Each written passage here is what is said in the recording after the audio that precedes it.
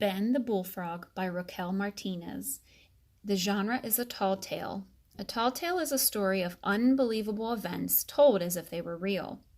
A tall tale is a story that uses exaggeration. A tall tale has characters doing impossible tasks. Read Ben the Bullfrog. What events in the story show that the story is a tall tale? Ben the Bullfrog. Ben the Bullfrog was the biggest frog around. At 1, Ben was as big as a cat. By 3, he was bigger than a cow, and he just kept growing. He outgrew his pond quickly. He always dreamed of finding the perfect home. It had just the right amount of water. It had tall grass by the shore and big trees in the distance. Ben went out to find it. Ben leaped from pond to pond, from river to river, and from lake to lake. All the ponds were just too little for him. No river was wide enough. No lake was deep enough. Ben didn't know where else to go. A large heron flying overhead landed beside him. "What's wrong?" the heron asked. "I'm looking for a home with grass and flowers and lots of water. But wherever I go, I'm always too big."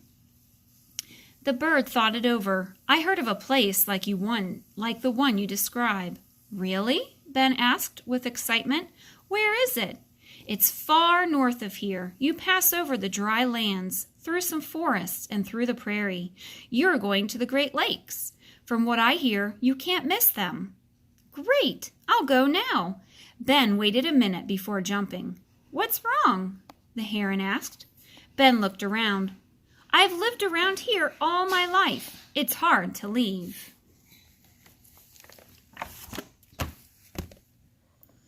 The heron nodded. "Sometimes we outgrow our first homes.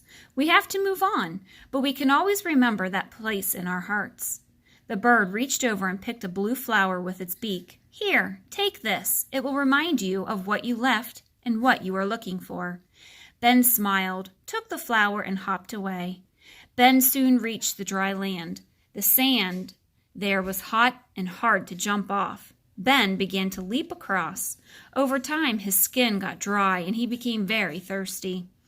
The dry land would be a very hard place to live, he thought. Ben saw 2 lizards looking up at the sky. He stopped. "What are you looking at?" he asked. "See those clouds up there?" one lizard said, pointing. "They fly over sometimes, but they never rain." The second lizard nodded. "They say if you could tickle the clouds, then all the rain would fall out." Ben looked up. "I could probably reach them." "Really?" Ben began to jump up and down. He jumped higher and higher. Soon he was high in the sky. He reached out and tickled a fluffy cloud. A couple of raindrops fell. The cloud laughed hard, and it began to rain. Then the cloud laughed harder, and there was a downpour. The lizards were rolling and playing on the ground. "Thank you so much," they said. "Why don't you stay here and live with us?" Ben had come far, but he still had not found a large lake. He remembered what the heron had said. "No, thank you. I know where I have to go." Ben smiled and hopped away.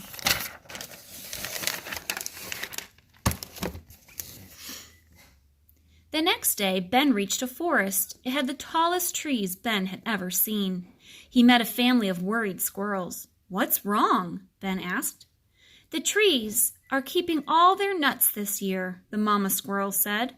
"They aren't letting any of them drop." The papa squirrel nodded. "We need those nuts for the winter." Ben had an idea. "I might be able to help," he said.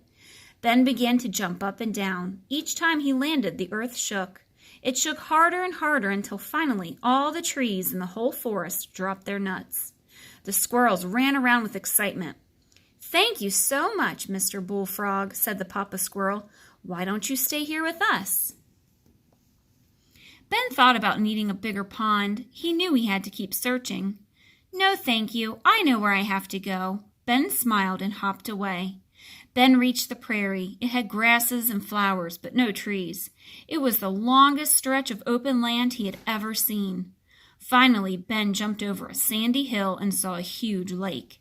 It was the biggest lake he had ever seen. "This must be one of the Great Lakes," he laughed.